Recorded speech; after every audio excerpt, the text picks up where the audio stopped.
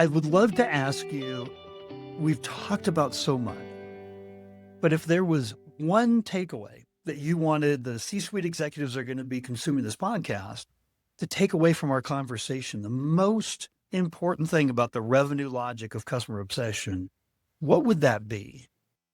Marketing and salespeople need to team up to make it work in a way that functions for each organization. There's no miracle recipe, I think, to have a marketer and a salesperson to work together. But this has been an everlasting story of how do you have those two groups of people working together. I think that now, because of AI also, which can ease the work of everybody, it's probably easier and there's probably a better understanding from each party of what they can benefit from each other to make the impact on the customer.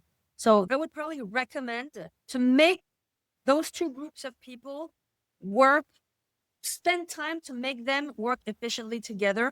And the consequence of that is that you're going to be able to demonstrate that there is impact on the revenue. If they're split away, you're going to have problems in your tracking. You're going to have problems in understanding the reality of this and that. You're going to spend your time trying to reconcile information.